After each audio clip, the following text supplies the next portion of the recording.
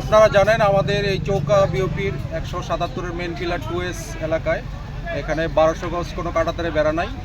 তো এখান ধরে গত 2 দিন ধরে বিএসএফ এখানে কাঁটাতারে বেড়া দেওয়ার জন্য মাটির খনন কাজ করছিল।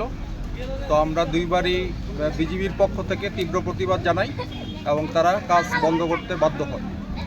তো আজও সকালে যখন কাজ শুরু করার চেষ্টা করে বিজিবির পক্ষ থেকে প্রতিবাদ জানানোর সাথে সাথে তারা কাজ করতে বন্ধ করেছে এবং আজকে দুপুর 2টায় বিজিবি অধিনায়ক পর্যায়ে ফ্ল্যাগ মিটিং হয়েছে এবং ফ্ল্যাগ মিটিংয়ে দুই পক্ষই আলোচনায় আমরা সম্মত হয়েছি।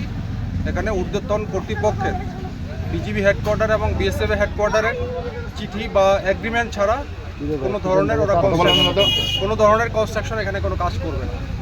তো এরই ধারাবাহিকতায় আজকে বিকাল 4টায় রাজশাহী সেক্টর কমান্ডার মহোদয় বিএসএফের সেক্টর কমান্ডারের সাথে বিকাল 4টায় মাহাদীপুরে ফ্ল্যাগ মিটিং করবে, সার্ফের ফ্ল্যাগ মিটিং করবে।